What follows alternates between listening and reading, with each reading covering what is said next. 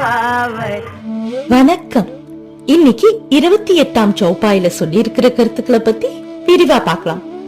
ஹனுமன் கிட்ட நாம நம்ம விருப்பத்தையோ ஆசையோ இல்ல எண்ணங்களையோ முன் வச்சா முடிவே இல்லாத வாழ்வின் நிறைவையும் ஆனந்தத்தையும் அவர் கொடுப்பாருன்னு துளசிதாசர் இந்த சௌப்பாயில உணர்ந்து பாடியிருக்காரு.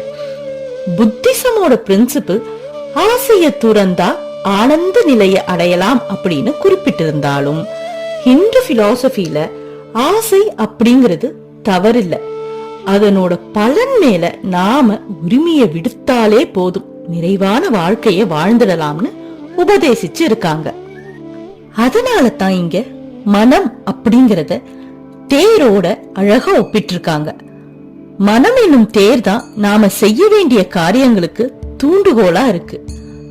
ஆசைதான் வாழ்வின் சுவாரஸ்யத்திற்கே வித்தா விளங்குது. இந்த ஆசைதான் நம்ம கர்மங்களையும் தர்மங்களையும் நமக்கு உணர்த்தி நம்ம வாழ்வின் லட்சியத்தையே நமக்கு எடுத்துரைக்குது. ஆசைக்கு இவ்ளோ இம்பார்ட்டன்ஸ் இருக்கறனால இத நம்ம கேர்ஃபுல்லா தானே ஹேண்டில் செய்யணும்.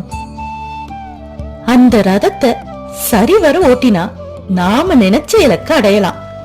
ஆனா கட்டுப்பாடு இல்லாம போச்சுன்னா அது ஆபத்துலதான் போய் முடியும். ஆசை அழகானது, பேராசை ஆபத்தானது. நம்ம உலகத்துல மனிதர்கள் பலவிதமான லைஃப் ஸ்டைல் ஃபாலோவர்ஸா இருக்காங்க. எந்த வாழ்க்கை முறையை தேர்ந்தெடுத்தாலும் அதற்கான வாழ்வியல் முறைகளை நம்ம கல்ச்சர்லயே பக்தி மூலமா இன்கார்பரேட் செய்திருக்காங்க. தி அல்டிமேட் லிபரேஷன் சொல்லப்படுற மோட்சத்தை அடையும் வழிய யோக சூத்திரம், சிவபுராணம் போன்ற குறிப்புகள்ல விளக்கமா சொல்லியிருக்காங்க. இதுவே கிரகஸ்தர்களா இருக்கிறவங்களுக்கு மோட்சத்தின் வழிய தர்ம சாஸ்திரங்கள் மூலமா விளக்கி இருக்காங்க. அதுல மிக முக்கியமானதா கருதப்படுறது கர்மயோகியான கிருஷ்ண பரமாத்மா நமக்கு அருளிய பகவத்கீதை. இதன் குறிப்புகள் மூலமா கர்மம், தர்மம், மோட்சம் பத்தி மிக தெளிவான புரிதலை நமக்கு கொடுத்திருக்காங்க. இதன் காரணமா சிவனை யோகி மற்றும் குரு தட்சிணாமூர்த்தியா வணங்கி அவங்க பிரின்சிபல்ஸ கடைபிடிக்கிறோம்.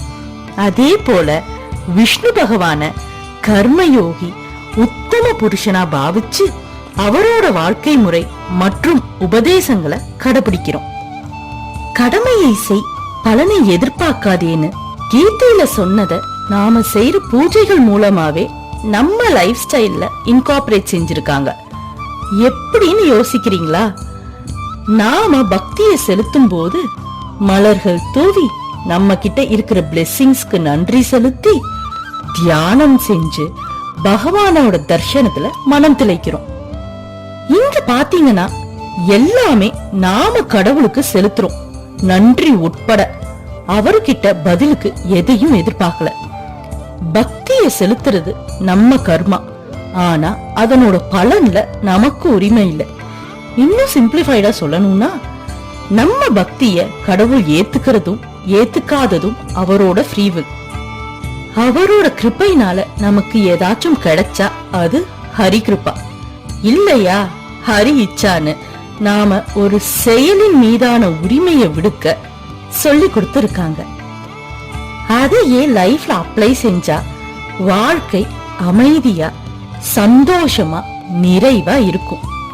ஆனா இந்த பிலாசபி அப்ளை செய்யறது அவ்வளவு ஈஸி இல்ல, ரொம்ப மனோ வலிமை தேவை.